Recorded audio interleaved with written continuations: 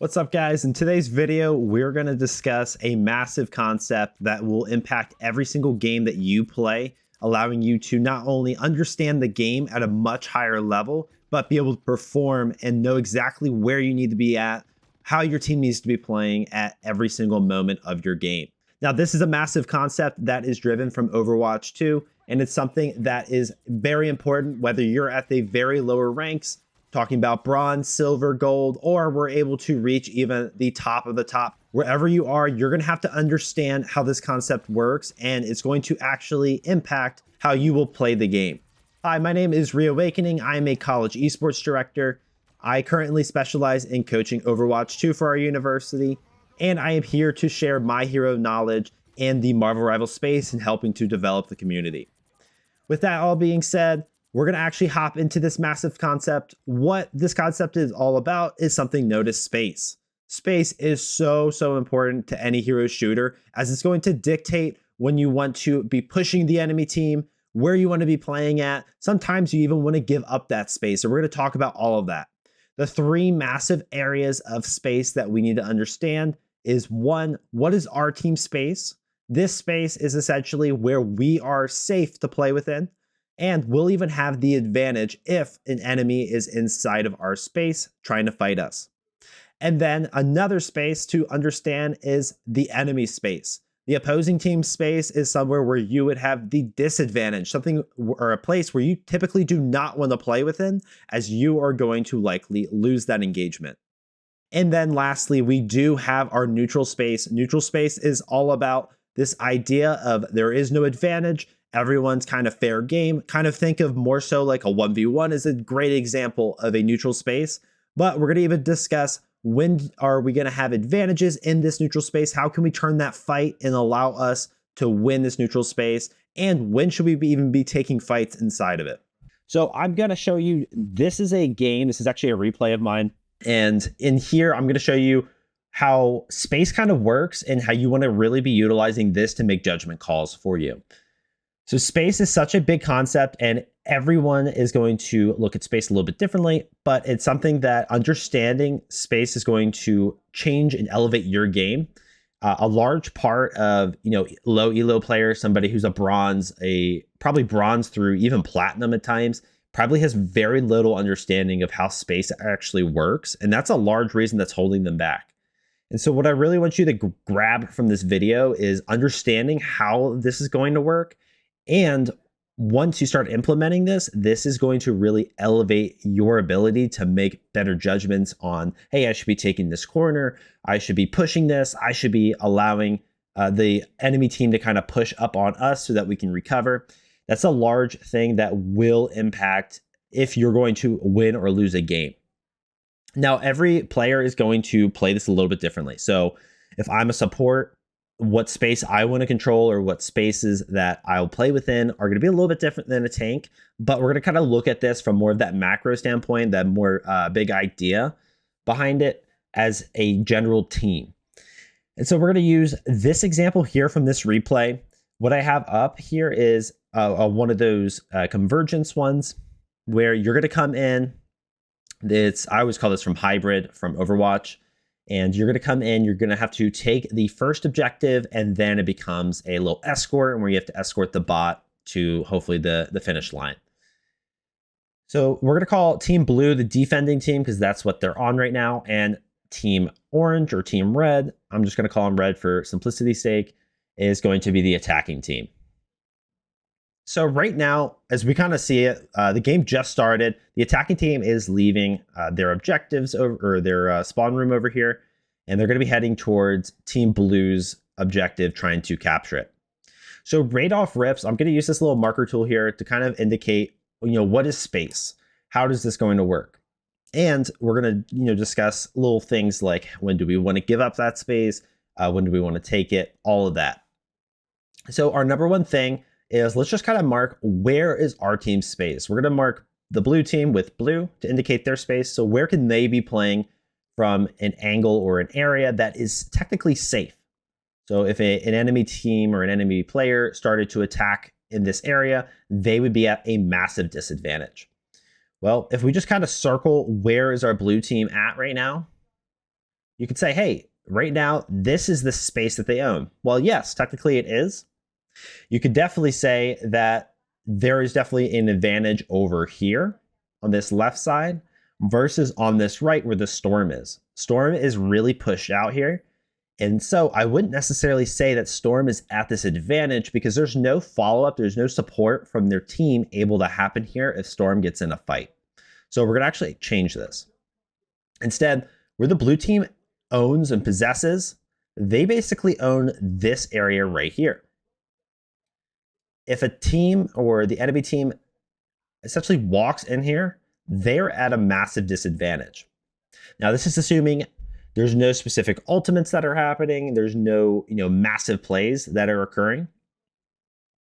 Now, beyond this too, where is this enemy team space? Where is the red team able to essentially fight and have this massive advantage? It's going to be right here. And that's because there's follow-up. See how they're all clustered right here. So let's say the Storm was trying to fight them up top here. Well, there's a very good chance this Storm could get jumped up on. In this case, they have very little verticality. I think the only person who could possibly get up there would be Rocket Raccoon, and even beyond that, you have your Strange that could also float up. But that would be a kind of a disadvantage if they're doing a 2v1 in that scenario. So Storm doesn't want to be fighting them up close here. Bucky might be able to punch up, but who knows? Outside of that, where's this neutral space? No team has the advantage right now. Would be right here. Storm is by herself. So let's say, for example, Bucky was right here. They're technically in the neutral. They're technically able to, fight each other in this space, and there's not really a follow-up if there was somebody located here. And so it's kind of an even grounds. While yes, there's some advantage to maybe having a flight character versus projectile in Bucky's case, but we're not really going to talk about that. We're just talking about a general team macro at this point. So this is kind of where the space is starting. We're going to play this out a little bit, and we're going to see, what exactly is going to occur and what's going to happen to this space. So right off rips, we see that they're creating a portal. A portal is such a crazy, crazy cooldown that can actually flip space very quickly. So we're going to watch this. So right here, we can see the enemy team, the red team in this case, just took the space right up top here. They portaled up top, and immediately what they did is they made this space all of theirs. Now let's take our marker out again, and we're going to kind of show how this space just flipped. Now, if we're looking at it, we're going to start off with the blue team. Where does the blue team kind of own? What is their space? I'd say right now, the blue team space is right here. They own this space. They had so many angles, a huge advantage if any red team player was over here that they could essentially jump them, do a lot of pressure to them, and hopefully kill them, right? And then where's this neutral? Neutral's going to be super small right now. This is probably the neutral. If anything, I might even argue that this is probably the neutral. Nobody really owns this space. Anybody fighting in here is essentially not an advantage or a disadvantage. Maybe you could argue, hey, if they're playing right here versus this red, that actually would be a really bad spot. But if you're utilizing cover properly, you could actually use this as cover if you're playing underneath their angles. It's not necessarily a disadvantage at this current moment. And instantly, the red team here, they own this space. It's really small, but they were able to quickly flip. Remember, this whole thing was blue. They've now flipped a portion of that space to theirs because they have so much follow-up. They have so much pressure able to happen from this specific angle, this area, that this is their space. If this group walks in here, he's at a huge disadvantage as it's essentially a 6v1. Think about who can really support this group currently. Not very many people. Maybe the Luna a little bit can heal, but that's about it. That's 2 versus 6 in this case. Now, we have to consider there's more than just, the default here. We have cooldowns. How can we kind of take and shift this space? So we're going to play it out here.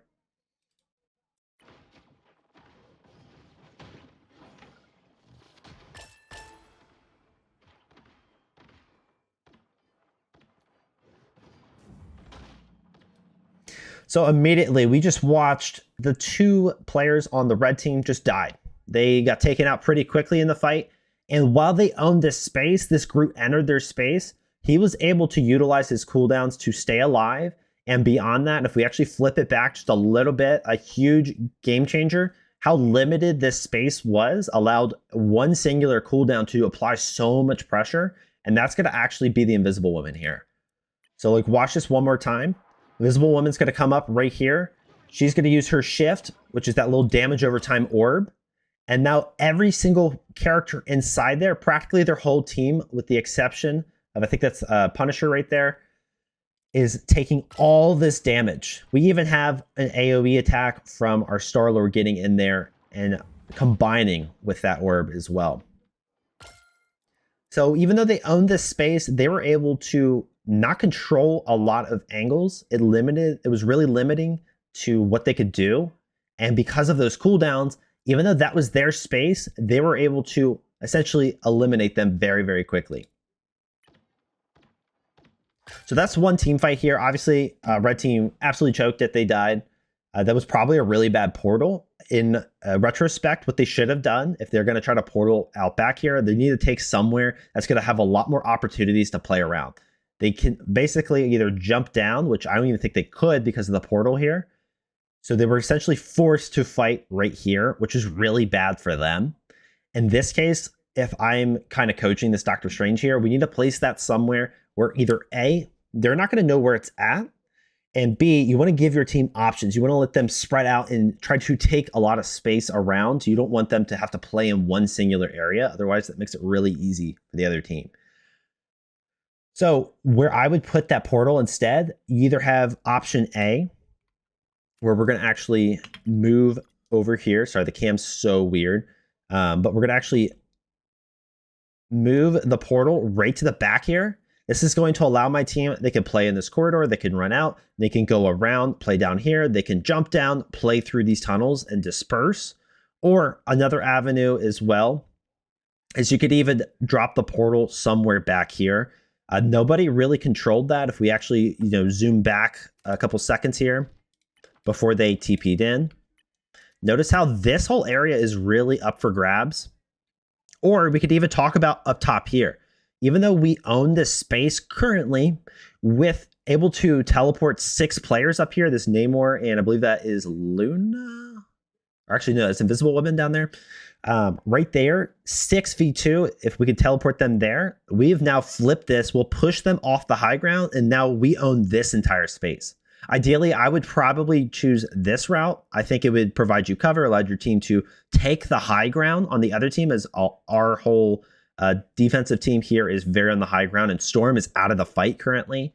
And this would allow you to apply a lot of pressure quickly and essentially try to take them out with having that height advantage. Now let's go to another team fight here, and let's just talk about space again. We're going to use the same point, for example, and then we'll do one that is not this defensive point. So let's do this next team fight here. What space does the blue team own? The blue team owns this area right here. They can play from here pretty safe. Now, right here is a little bit up for grabs. It's a little bit more of a neutral, but it's still able to, by the time their team could actually push this Namor, they could rotate towards them. But with that being said, this area is the blue teams. The neutral right now is going to be in between the two teams. And our next one, our red, is going to be our red team. This is where they are safe. This is what they currently own. Obviously, they're going to push in. They're going to push this neutral. They're going to thin it out. And so they're going to keep, absorbing or taking this space. Now this yellow is going to become red as they pushes the team towards it. And we're going to play this out here. And I'll just kind of talk as they're taking it. So red team is starting to shift. They're now absorbing this space.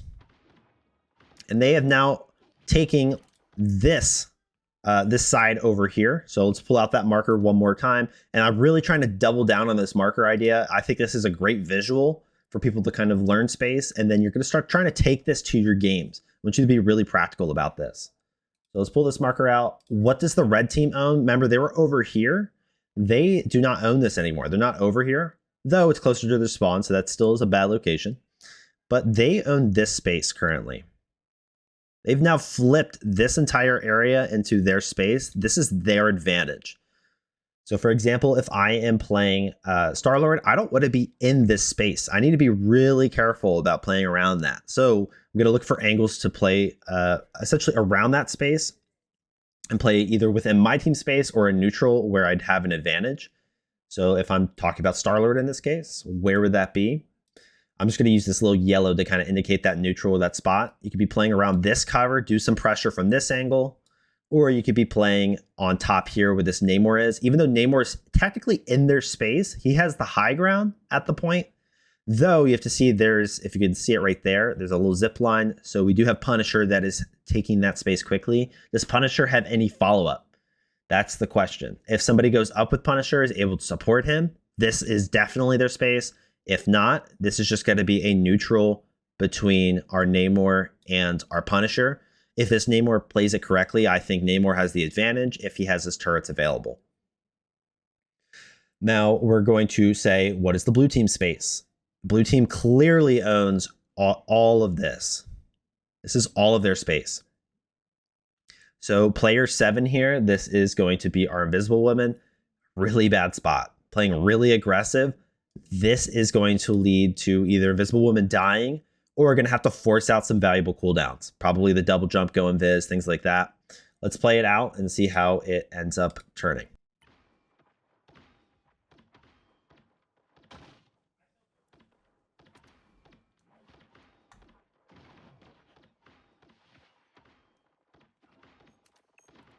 Right here, I just want to pause it. Notice player 3 here, Namor, rather than kiting or running to his team's space. Remember, we marked this top area as the blue team space.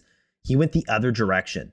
This is actually really, really bad idea because now Namor is playing within the red team's space. Look how much follow-up there is from the red team, and no support is going to be had for Namor. Over here, you do have a 1v1 happening, it looks like with Star-Lord. So this is kind of neutral currently. There is no support happening for either team or either member. So it's neutral. While then player 11 are Strange, not supported. Inside Blue's space completely. And I can guarantee you Strange is going to die here for it.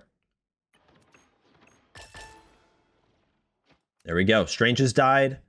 Our Star-Lord actually won the 1v1. He won the neutral. And we actually now have our Namor still pushing up top on this high ground. Now you may wonder, how did Namor win this? He was in their space, pop to him. It was verticality. That is how he won it. So if we actually play it all from his perspective, while he's in their space, he was able to float still over here. And notice, not really getting any pressure. And that's because they can't challenge him on that high ground. This really shows you the valuable space high ground can provide. And there's almost like 2 levels of space. Even though they own this space, on that ground in that same area, the red team owned it. And so that's really shows you why a lot of times you want to be playing from high ground. Not many characters can challenge that. They don't have a Storm. They don't have an Iron Man. If you look at their whole team, the only people who could possibly get up there was Punisher, who, if we look in that scenario, died from our Star-Lord who came up to fight. Namor might have even landed a hit against that Punisher to give the Star-Lord the advantage. And then beyond that too, you may have Rocket Raccoon who could have flew up there as well. All right, so let's hop over to the next fight. We're going to watch a escort here. It's going to be a little bit different, but kind of give you a better idea of a different concept of space and how that's going to work. We're going to say, hey, what is red team's space here? They clearly own everything over here. We don't want to mess with that if we're blue team. Now, as blue team, where's our space? We own this right here. Where's that neutral? About right here. Now, any team who's fighting right here is at an equal disadvantage or an equal situation versus the other team. But we really want to be playing pretty close. We want to be playing this angle. I'd even argue for the neutral space actually super small here. I don't know if I'd even say this is the neutral. If anything, I would make a bigger argument that you could even say that this is all of red team's space. Reason for that is who has the advantage when they play in this space. There's cover right here. So let me just kind of get rid of that to clean up the screen. There's cover right here. So this blue team's trying to utilize this. In reality, this is not a safe space. So this is not an angle that the blue team wants to be playing in. So this would be a bad space. We want to utilize this, arc, this wall. Quickly, this Groot, if he gets starts getting hit, he's about half health. He could take a little bit steps to his right, and now he's using this wall for cover. And then this other example here, they have this entire angle. So I'm just going to use this red. We're going to clear the whole screen. But this red team has an entire angle all the way from here. Now, the further you get, there is some fall off. There's some damage drop off, so you won't have to worry as bad playing way far back like player 3 here. But this is where their LOS, their line of sights are. And that's something you have to be really mindful of to play that cover. And the same with red team. Where does blue have their LOS? Where can they see? Well, blue can potentially see all the way from here. So they want to be utilizing this little angle, this arc or this high ground for cover. That's why sometimes this bridge could be really valuable. Or there's also this little room here. Can they fight? Can they take this space and put pressure from multiple angles? We'll have a different video kind of talking about the power of off angling and the power of pressuring from different angles. But this could be really valuable. Red team, if I was coaching them, we'd want to apply some pressure here, pushing the bot, but we'd also want to take this space. This is the most valuable space. Not only is it high ground, but it's going to really pinch the blue team here. And so that's where you should really put maybe 3 players, something of that nature, even 4 to potentially push up here and take that space. So let's watch this play out a little bit.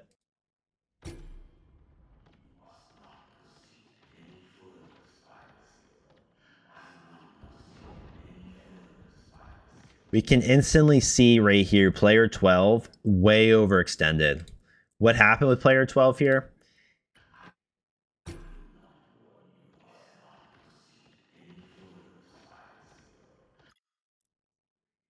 Player 12 tried to take this Punisher take a crazy flank. So we're watching him. He's trying to pinch the team. Well, there is some value to pinching, right? There's no follow-up, and see the disadvantage that player 12 has right here. If I move the camera a little bit, we'll zoom in so we can see it a little bit easier. But we basically have player 12. He's going to be taking on an Namor who does have a shift. So that's something you have to be mindful of. He could absorb some damage, leave some pressure, stall for a bit. He's going to be getting pressure from multiple angles. This group can't really do anything to help.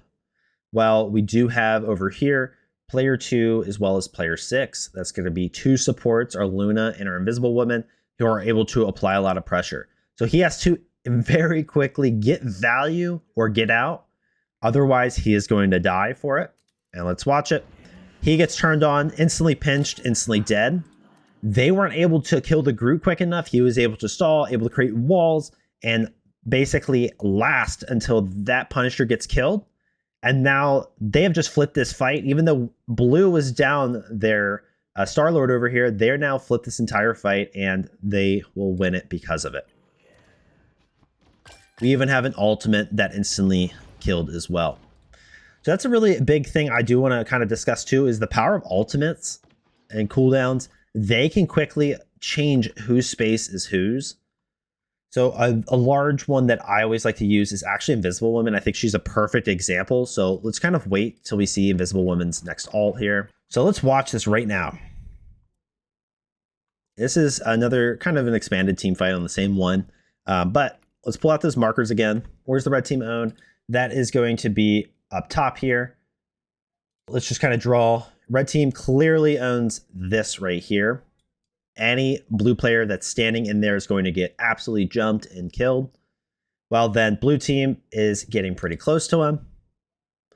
Blue team is right here. I'd say, honestly, blue team really owns this space. And then we're kind of fighting a little bit in the neutral here. That's what's happening. And the reason they're in the neutral is there's still so much pressure. We have an ultimate from Rocket Raccoon right here that's allowing them to do extra damage. They're in the entire red team's LOS. So if I just kind of clear this, we'll talk about LOS here. They're able to apply all this pressure to this angle here. And so they're playing in the neutral, while the back team, they're not really able to do too much pressure to them. So they're playing in the blue space, very protective. But let's kind of watch how this flips. Even though they're playing in this neutral here, We just kind of play this out. We'll watch. They're even about to get a kill. Invisible Woman pops her ult. And now, even though this was the neutral, we even popped a wall here. This entire circle has instantly become the blue team's. And that's because that is how powerful all these support ults are. Any player that steps in here from the red team is in a massive disadvantage. So now this is all the blue teams. And you could even say, now the red team, they've pinched themselves even back further. And what is the neutral? Neutral is now right here.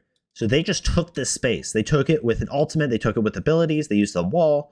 They were able to pinch this space off. And you can see here, somebody is going to die for it, as now they are playing in the blue team space. Looks like Invisible. Oh, she did not die. And the reason she didn't, she could go, or is that Luna over there?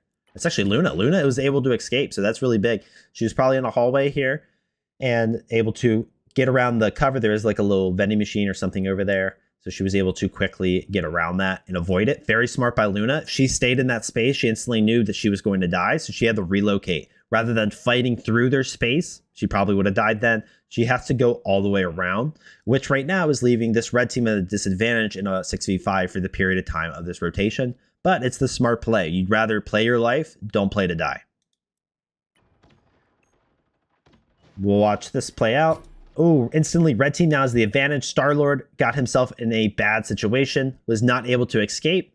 And now red team is pushing. They now control all of this top space. They even control the high ground.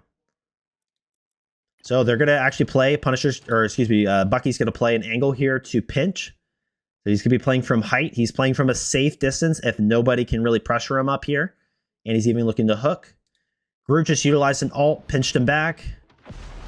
And there was a pick because there was a combination of Namor's ult and Groot's ult. So rather than playing at this disadvantage, even though they almost got Groot, we got so close, he was able to pop this cooldown, create this as blue team space again, right as he got, low health, which is going to allow his supports to heal him back up. So now we're even playing out. Our Groot's getting really dangerously close. They're giving up space. Notice how they realize there's pressure happening. There's a lot of pressure. This Groot started to back up. Let's watch that one more time. I think that's really, really important, especially for my tank players. When do you give up that space? As a team, when do you give up that space? Even though, see, they got this kill, they didn't push up. Why didn't he push up? Well, Groot had literally like maybe 100 health, if that. And so he would have died if he pushed up. He realized, I don't have the health. I don't have the resources right now to push on that. We're still just trying to hold them out. We're trying to heal back up. And then once we're at full health, we can talk about taking space again. Still getting a lot of pressure. Still, he's just trying to stay alive. Giving up that space. If he stayed in that location, instantly he's going to die. That's why he had to pop those walls, started backing up, trying to use those angles, trying to cut away some of that pressure, some of that damage that he's taking. Giving up that space. We hear that they're doing a Punisher ult. So I'm going to move the camera a little bit so we get a little bit of a better angle. But right here, they pop that Punisher ult. Instantly, we gave up that space. Yes, we know they're going to get some meters on this cart. They're going to keep pushing it, but that's okay. We'd rather hold the objective eventually than sell out and die. So we're just backing up. We're actually going to wait out and kite this Punisher ult by just playing the angle here. So if we kind of pull out that marker, all the red team here owns this space currently. This is the neutral.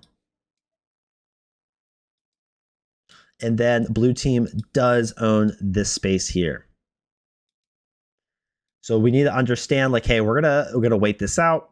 They're gonna take up all this space. Eventually, this whole thing is going to get engulfed by red team. They're gonna walk up. They're gonna take all of this. We're giving them this space so that we can wait out this ultimate right here and hopefully kill our Punisher. So again, let's clear this out. Let's play it out.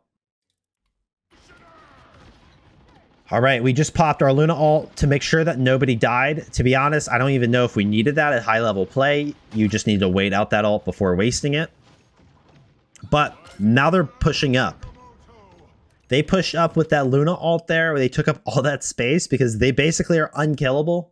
And that Luna ult, And so they said, hey, now we can push back. That Punisher ult's gone. Let's move up. That Punisher can't kill us anymore if everyone's in here. And they took all that space back as a blue team. And in perspective, our red team is just trying to grasp for something to turn the fight. They lost 2 already. Now we have our Doctor Strange, who just popped his ult. If Strange was able to even the playing field, kill 2 of them, that would be massive. But Strange is playing in their space. Doesn't have great follow-up. There's even a wall there. Not able to do much. But Invisible Women now is using their ult. In perspective here, there's just not a lot of follow-up. And that's a large issue what happened here for the red team. They kept taking this space, but notice blue team never went in their space. That's something that's really crucial. They took advantage of this overextending Strange, this overextending red team, and they quickly would absorb their space. And as a team, the blue team just absolutely jumped whoever was in their space. So see, they kited out. They waited outside of that Invisible Woman ult because they know that is not safe. That is red team space. And now they're just playing within their space, not making any big plays. Just trying to play it smart. And we end up even getting a Namor pick on top of that.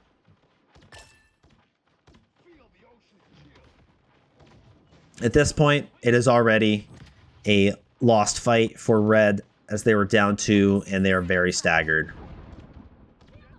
So hopefully this video here, I'm going to stop it there. I feel like it's long enough, but I feel like it really kind of broke down how space is going to work, understanding it. When do you really give up that space? A lot of those cooldowns that are happening. A lot of times you want to see like, okay, I need to be playing from an angle to cut off.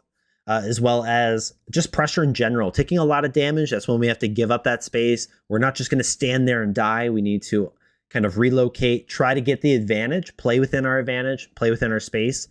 And then when do we want to take space? That's when we can have follow-up.